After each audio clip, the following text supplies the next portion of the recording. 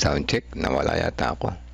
Ayan, ano, naghihintay sa atin. He is there. Sabi niya, awit, ano, naghihintay sa atin ng Panginoon. And we are coming home. Bakit kaya nawala yung mic ko? Napindot siguro ng upuan. Anyway, magandang umaga po sa lahat ng mga nasa live ngayon. Ayan, ano po, yung mga pinagpala. Ngayong umaga na gumising ng maaga. Nakasama natin sa live Sister Joy Valencia. Good morning po sa inyo. At si Nanay Pina, si Sister Nimpa.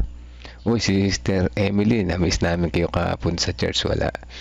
Kamusta po dyan? Sawa na naman ay okay lang kayo na po. At si Ma'am Pemi, sila Jonah, Casey. Uy, si Janaya, gising ka na ba? Hello, Janaya, good morning. At si Nanay Nerissa, at si Kuya Narsing Kalas, at yung iba pa na dyan sa background. Ano po, yung iba papasok pa lang. Nga pala, napansin ko, no? Every Sunday devotional. Tila bagang ang hirap bumangon, mga kapatid, ano? Kahit ako, alas 3 gising na, pero hindi ako nakabangon. Alas 4 na ako nakabangon. Pagbaba ko, gumagawa na ako ng mission story, ano, para sa next Sabbath. Kasi yan, nag-chat na si Pastor. Ayan, ano, pag Sunday talaga napapansin ko. Nakakatamad bumangon. Tingnan yung number ng live, o 8 pa lang. Dati nasa 50 to 20 na yan, hanggang yung standard na number pag ganitong oras. Anyway, ganun pa man ay patuloy tayong pinagpala ng Panginoon. Kahit naman sila medyo malate ng pasok, i-atras lang nila yung slider, babalik. Umpisa pa rin yun, ano. Kasi yan, ibigay natin kay Pastor. Nasa buong hapon pa sila, pero binigay nila tayo ng devotional sa umaga na ito. Bigyan natin kay Pastor ang pagkakataon. Happy Sunday po sa inyo pong lahat. Magandang umaga po sa lahat po ng ating pong mga kapatid ngayong August 25. Happy long weekend sa inyo pong lahat. Mga mabuting katangiang dapat ingatan. Ano-ano kaya ito mabuting katangian na dapat nating ingatan? Tayo po ay manalangin. Mapagpalang Diyos na siyang aming tagapagligtas, sa umaga na ito ay aming idinadalangin ang aming mga sarili. Marami kami mga kabutihang katangian, Panginoon, na dahil po sa inyo ay na-develop, at tulungan niyo po kami, Panginoon, na makita namin ito at mai-preserve ayon po sa inyong kalooban. Salamat, Panginoon, sa paggising niyo po sa amin ngayong umaga. Ito po ang aming dalangin sa banal na pangalan ni Jesus. Amen. Sangayon po sa banal na kasulatan, sabi po dito sa 5:22-23 ng Galatians, subalit ang bunga ng Espiritu ay pag-ibig, kagalakan, kapayapaan, pagtiyatiyaga, kagandahang loob, kabutihan, katapatan, kaamuan at pagpipigil sa sarili.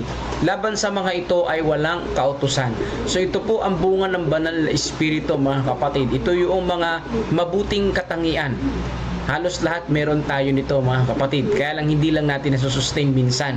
Yung pagpipigil, meron tayo minsan yan, pagpipigil sa sarili. Kaya lang hindi lang natin nasusustain, di ba? Hindi na, pero napipigilan natin minsan ang ating sarili. So tingnan na natin, ang sabi dito sa mga makalangit at dako, narito ang mismong bagay na dapat nating pagsikapan. Ano yung mga dapat nating pagsikapan? Yung bunga ng banal na Espiritu. Kung mayroon tayong pag-ibig ni Kristo sa ating mga kaluluwa o sa ating buhay, ay magiging natural na bunga para sa atin na magkaroon ng lahat ng ibang mga mabuting katangian. So yun pala, mga kapatid, ano, yung pinaka-basic na katangian na dapat meron tayo, yung pag-ibig ni Jesus. Dahil kung meron tayong pag-ibig ni Jesus, yung lahat ng mabubuting bagay ay meron na tayo. Magkakaroon na tayo. Yan, matik pala yun, ano? So, ibig sabihin, ang kailangan masterin natin na mabuting katangian, yung pag-ibig ni Jesus. Yan. Lahat ng iba pang mga katangian magkakaroon tayo kapag meron tayong pag-ibig ni Jesus. Ano-ano yung mabubuting katangian na ito? Kagalakan. Pag sinabing kagalakan, hindi yan, iba yan sa enjoyment, eh. Iba yan sa happiness. Yung kagalakan, kahit na may kalungkutan, may kagalakan pa rin sa Panginoon. Di ba? Kapayapaan. Yung kapayapaan na ito, bagamat may kalungkutan, it is well with my soul pa rin. Katulad ng awit. Pagtiyatiyaga. Ayan. Bagamat nahihirapan, may pagtiyatiyaga. Kagandahang loob. Kabutihan. Magkaiba ba yung kagandahang loob sa kabutihan? Ayan. Yung kagandahang loob sa kabutihan, anong magandang interpretasyon yan? O, para sa akin, yung kagandahang loob o yung kabutihan, parehas lang, di ba? Pero merong isang kabutihan na yung mabait ka sa mas mabait sa'yo, di ba? Pero yung mabait ka sa hindi naman mabait sa'yo, iba yun, di ba? Iba yun, mga kapatid. Mabait ka kasi mabait sa'yo yung tao na yun. Hey, how about yung hindi mabait sa'yo? Ano ang pakikitungo mo? Yan. Yung katangian ng banal na espiritu, kahit na masama sa'yo, inagrabyado ka, ang pakikitungo mo, mabait pa rin. Yung kagandahang loob. Yan ang pinaka-the best. No? Kasi yung mabuti, mabait ka, das mabait sa'yo. Pero yung masama sa'yo, mabait ka kaya? Oh, yun. Marami tayong matututunan dito, mga kapatid. Ano? Katapatan, kaamuan. Ayan, yung katapatan, integrity yan, katulad ng pinag-aralan natin kahapon. May nakakakita man sa'yo o wala, tapat tayo. Ayan. Ano man ang kalagayan natin, tapat tayo. Kaamuan, hindi mabangis. Pagpipigil sa sarili at laban sa mga ito ay walang kautusan. Oo nga naman, walang kautusan kapag kaganyan. Bakit ka pa uutusan, di ba? Kung mabuting tao ka naman na. Kasi nasa sayo yung pag-ibig ni Jesus Christ. Yung pala yung sikreto dyan. Hindi hinahatulan at inaalipin ng kautusan ng Diyos ang mayroong ganitong katangian. Dahil tinutupad nila ang mga kahilingan ng kautusan ng Diyos. Yun. Sino ang naaalipin sa kautusan ng Diyos? Yung mga masuwayin. Yung mga walang katangian ng bunga ng banal na espiritu, yun yung naaalipin. Bakit? Sila pa yung tinuturuan di ba? Oh. Sino ang tuturuan ng kautusan? Di palabagin. Sila yung naaalipin sa kautusan. Pero yung mga masunurin sa kautusan, naalipin pa ba tayo? Ang mga Seventh-day Adventists, pinapangaral natin yan na sundin ang utos ng Diyos. Tayo ba ay alipin ng kautusan? No! Bakit? Sinusunod na natin yung kalooban ng Panginoong Diyos Ang naalipin sa kautusan, yung mga masuwayin. Sila ay mga tagapag-ingat ng kautusan at wala sa pagkaalipin ng kautusan. Yan ang napakalaking bagay. Baliktad yung isip ng ibang mga tao na sinasabi nila, napapaalipin pa kayo sa kautusan kasi kayo nasunod dyan. No, mga kapatid. Tagapag-ingat na tayo ng kautusan. Hindi na tayo alipin ng kautusan dahil ang alipin ng kautusan yung malabagin, yung masuwayin. Dapat tayo magkaroon ng pag-ibig at kaugnayan nito ang kagalakan, kapayapaan, pagtsatsaga, pagtitiis. No, yun po mga kapatid, yung pag-ibig, ang kaugnay nito ay yung apat na yan, kagalakan, kapayapaan, pagtsatsaga, pagtitiis. Nakikita natin ang kawalang kapahingahan ng mundo, ang kanilang hindi nasisiyahang kondisyon. Totoo yan. Hindi kontento mga kapatid. Pero kung may pag-ibig ng ating Panginoon, tayo ay makukontento. Kung tayo ay may pag-ibig ng ating Panginoong Jesus, tayo ay magiging matiisin. Bakit? May pag-ibig tayo ng Panginoon Kontento tayo, payapa tayo Ano man ang kaguluhan ng mundo, hindi man makontento ang mundo, marami mang hinahabol ang ibang mga tao na mga bagay-bagay sa kanilang buhay na gusto nilang i-add sa kanilang sarili. Pero yung mga may pag-ibig ni Jesus, kontento sa buhay. No? Pinakamaganda best, no? Nais nila ang isang bagay na wala sila. Nais nilang mapanatili ang pagkasabik o isang bagay para sa paglibang. Ngunit para sa Kristiyano, mayroong kagalakan, mayroong kapayapaan, mayroong pagtsatsaga, kabutihan, kaamuan, pagbabata, pagtitiis, at sa mga bagay na ito ay nais nating ibukas ang pinto ng ating mga puso na nagpapahalaga sa makalangit na katangian ng Espiritu ng Diyos. So marami talaga ang mga hindi makontento sa buhay. Pero tayong mga mananampalataya, ano ang dapat nating gawin? Ano ang ating katangian na dapat gawin? Pahalagahan ang mga katangian na makalangit. Na ito ay regalo ng ating Panginoong Diyos sa pamamagitan ng banal na Espiritu. Mas masarap mabuhay kung kontento tayo sa buhay, di ba? Kapag tayo ay hindi kontento sa buhay at marami tayong mga pinaghahabol sa buhay, mga kapatid, napakahirap mabuhay. No? Malungkot mamuhay kapag marami kang hinahabol, marami kang gustong gawin, di ba? Pero kung kontento ka sa buhay, masaya ka na unti-unti na i-improve ka, masaya ka na ganito ang ginagawa mo, masaya ka sa Panginoon, may pag-ibig ka ng ating Panginoon sa iyong puso, masarap at masayang mabuhay na may kagalakan. Hindi ito magagawa ng isang tao para sa iba. Maari kang gumawa at makamit ang mga mabuting katangian ng Espiritu, ngunit yaon ay hindi sasagot para sa akin. So, ibig sabihin mga kapatid, no? Yung kabutihan ko ay hindi magpapabuti sa ibang mga tao. No, kaya nga sinasabi, kanya-kanya tayo ng kaligtasan eh. Yung pagtanggap ko sa kaligtasan, hindi yung garantiya na yung kamag-anak ko ligtas din. Hindi yung garantiya na yung kaibigan ko ligtas din. No? Hindi po totoo yung sinasabi nun, anak, ikaw na muna magsimba, ipanalangin mo ako para maligtas din ako. Hindi ganun mga kapatid. Kailangan ikaw mismo personal na lumapit sa Panginoon.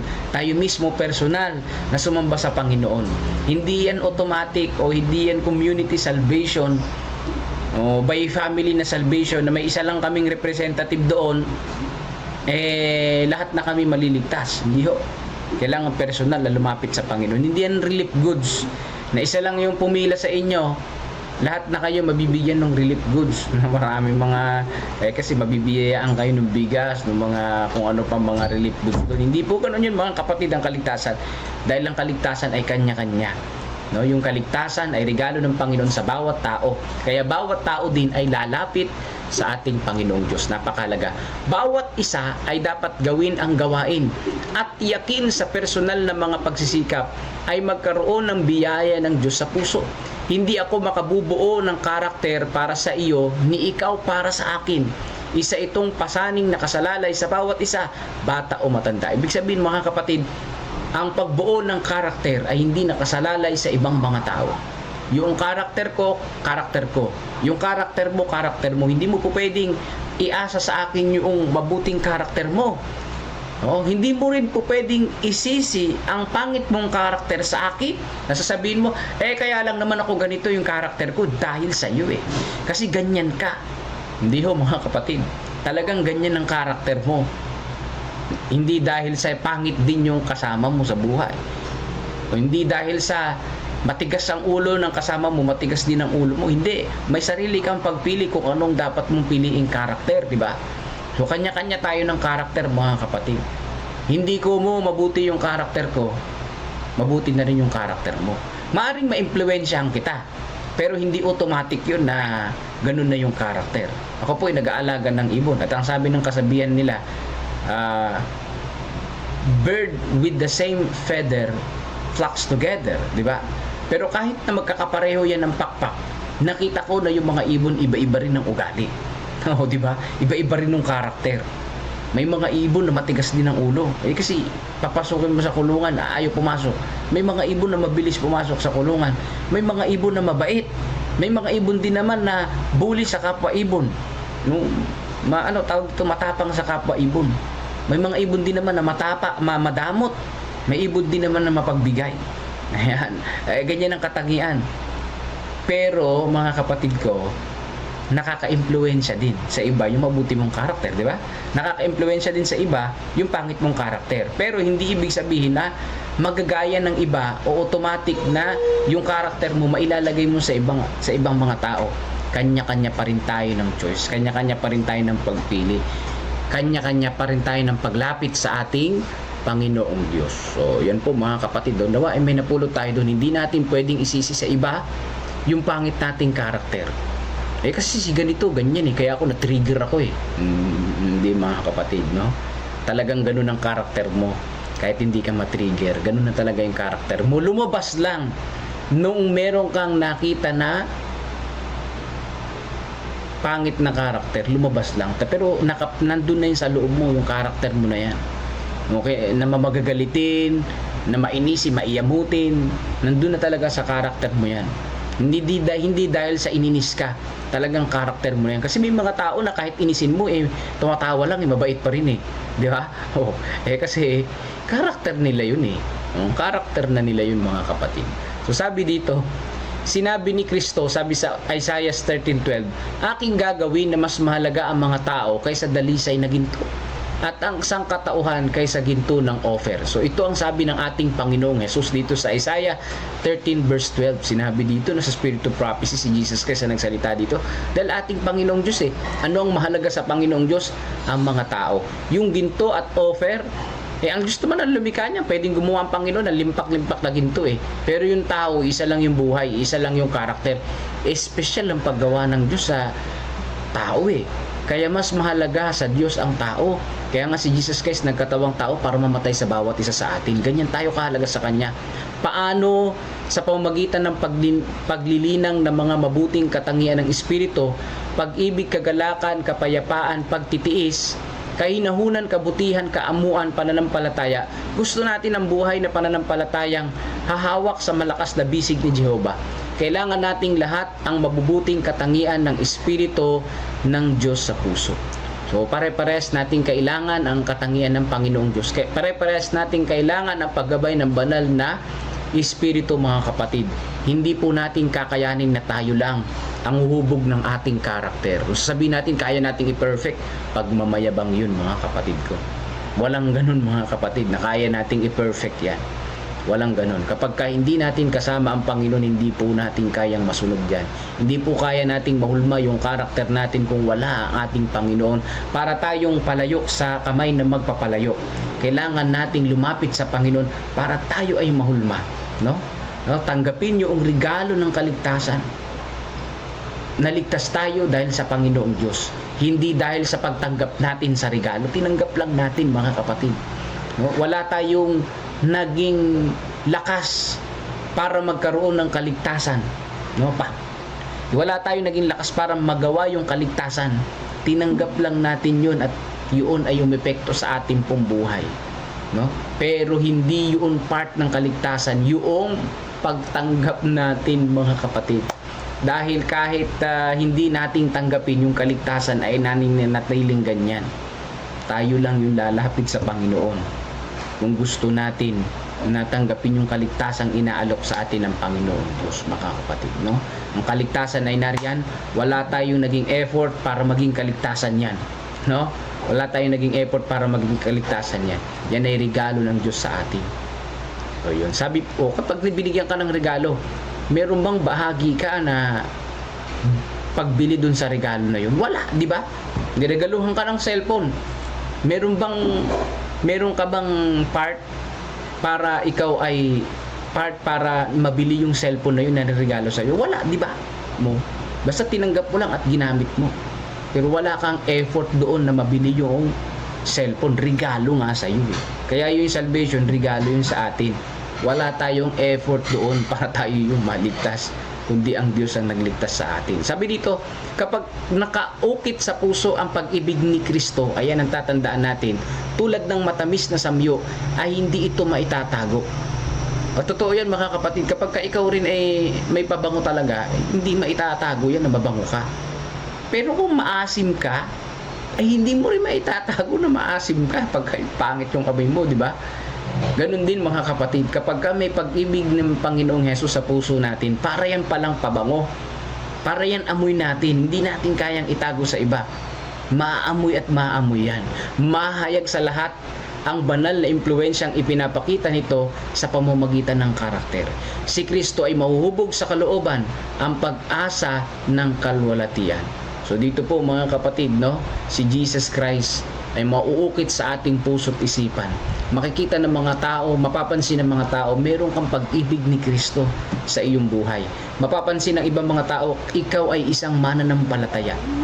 Ikaw ay may bunga ng banal na espiritu. Kaya ngayong umaga, yung bunga ng banal na espiritu, yung tinatawag na kagalakan, kapayapaan, pagtsatsaga, kagandahang loob, kabutihan, katapatan, kaamuan, pagpipigil sa sarili. Ang sabi dito, mga kapatid, lahat ng yan magkakaroon tayo kung tayo ay may pag-ibig ni Jesus Christ. At kung may pag-ibig tayo ni Jesus Christ, yung pong hinihingi ng kautusan ay nasusunod na natin. Kaya tayo ay nagiging tagapag-ingat ng kautusan at hindi alipin ng kautusan. Bakit? Dahil sinusunod na natin yung kautusan. Sino yung alipin ng kautusan? Mga masuwayin sa Panginoong Diyos. Paano natin masusunod ang Panginoong Diyos? May pag-ibig ni Kristo sa ating pong mga buhay. At yung ibang mga katangian na yan, madali na lang pala yan kung may pag-ibig ni Jesus Christ sa ating pong mga buhay. So napakaganda, mga kapatid, ano? Isama natin sa panalangin ngayong umaga ito pong women's ministry dito sa Bungabon, yung pong End It Now, na tayo ay naglalayo na matigil na yung pang-aabuso sa mga kababaihan. So pagpalain tayo ng ating Panginoong Diyos at ipanalangin natin patuloy ang mga may karamdaman, ang mga nangangailangan sa mga panahon na ito, ang ating mga church planting, no, yung ating po mga gawain na pangangaral, isama natin sa panalangin yan. So ngayon po, tayo po ay mananalangin at makikinig ng isang awit papuri sa ating Panginoon sa panguna po ni Brother Melvin Vilasano. Muli po, magandang umaga po sa inyo pong lahat. Amang banal na makapangyarihan sa lahat, patuloy ang aming pasasalamat sa umaga na ito na sa aming pagmulat ng mga mata, kayo ang aming kasama sa umaga na ito sa aming devotional and prayer. Salamat sa pagpapaalala sa mga mabuting katangian na dapat naming ingatan. Alam namin, Panginoon, na kami ay meron ito, ngunit hindi namin maingatan.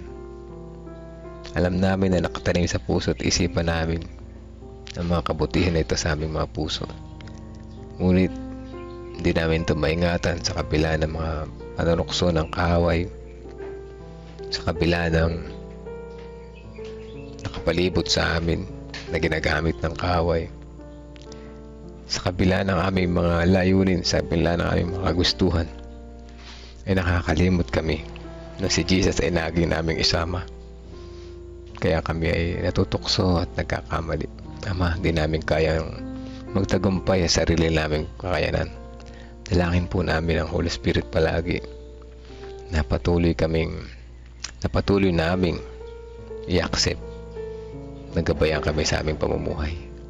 Salamat sa pagkakataon sa bawat umaga na kami nakakakonek po sa inyo, napapaalalahanan, at kami ay nagigising sa aming mga pagkakatulog.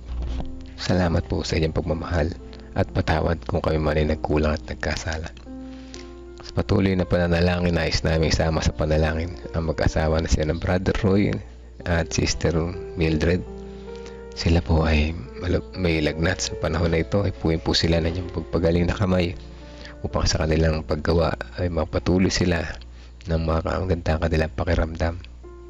At gayon din palakasin ng resistensya ng bawat isa, pagkat ang panahon na ngayon ay madaling magkasipon, magkaubo at magkalagnat ng mga tao. At nawa maging malakas patuloy ang aming resistensya para sa aming paggawa ay hindi kami mahirapan at wala maging balakid sa aming gawain. Amin din pong dalangin ng patuloy na pag-review at malalapit na exam ni Rika.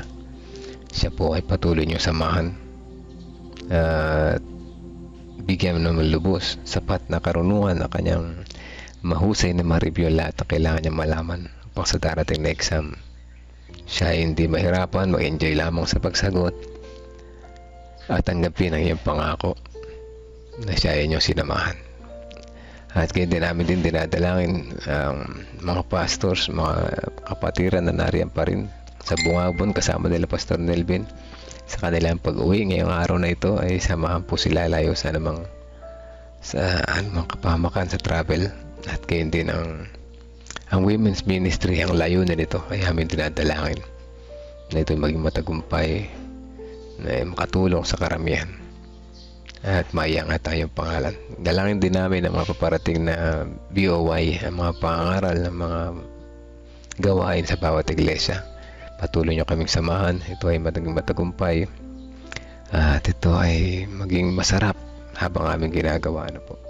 At aming pong dalangin iba pa mga pre-request ng kapatiran, sina Nanay Juning Alpinto, si Lolo Edith, Angel Prianesa, si Nanay Fina, Sister Ana Rospel Hermino, si Franklin Punsalan. Gayon din ng mga iba pang mga pre-request ng kapatiran ng mga pamilya ng mga nakikinig ngayon. Ang family ni Sister Emily Makalalag, si Manong John, si Brother Eliseo, ang kanyang mga anak si John, Jovan, si John Mark, at kaya din si Nanay Titing. Kasama din namin sa panalangin sa family ni Reynard Wenzel Garcia, kasama na si Ruby, Annie, Nicolo, Andre Garcia at ang baby na napupunan ng kanyang mami. Patuloy nawa silang maging matatag sa kanilang pananampalataya sa ano pa mga pagsubok na darating sa kanilang buhay. Dalangin din namin ang family ni Romnick, Olivia, Veronica at Rebecca Francisco. Kasama na sila Annie, Patrick, Nicole at Trixie Pasqua. Patuloy namang samahan sila sa kanilang araw-araw na pamuhay, kalusugan ng aming panalangin, karunungan na nagmumula sa inyo, at higit sa lahat makilala ng lubusan ang aming Panginoong Jesus bilang isang mapagmahal na Diyos, maawain, mapagpatawad at manunubos. Ganyan din ng family ni Sister Melissa Gamboa kasama ng kanyang pamilya, ang asawa at anak. Ganyan din ang tatay ni Sister Joy Valencia na malayo sa kanila. Si Brother Rudy nagtatrabaho rin sa malayo. Sister Isa Aurelia, Sister Joy Valencia, Sister Tintin, Brother Buboy at ang iba pa. Pag-iingat ang aming dalangin para sa kanila habang sila nagtatrabaho sa malayo sa pamilya. Kalusugan din sa bawat araw. At ang kalakasan, healing and recovery sa mga kapatiran namin na patuloy pa rin nagtitiwala sa inyo. Si Ate Lorna, Kuya Bobby, Ate Grace Samano, Sister Amy Kilantang, si Nanay Fina, si Tatay Rudy, Baby Josiah, si Brother Benjamin, Sister Lynn Peralta, Sister Buena, Sister Pichi, Ma'am Lovejoy Diwa, Brother Gregorio Santin, si Kuya Jerry Bourbon, Ma'am Sheila Casamorin, si Feli Domingo, Sister Lorna Cabiete, Sister Ana Manuel, Christopher Umali, Cuderes, Erica Elisantos Rivera, Sister Tina Santos. Ang mga pangalan po na ito, ang mga kasama na iba pa na hindi namin nabanggit, patuloy na kayo nakakaalam ng status na aming kalusugan. Patuloy namin nilalapit sa inyo ang aming mga sarili, at alam namin na ibibigay niyo ang the best para sa amin. Muli, aming inihiling na kami ay palaging samahan ng Holy Spirit na aming makamtan ng mabuting katangian at aming maingatan ito habang kami ay nabubuhay, naghahanda sa nalalapit ninyong pagdating. Maraming salamat sa pagdinig sa aming panalangin. Itong lahat ay aming inihiling sa pangalan ni Jesus na aming tagapagligtas. Amen. Amen.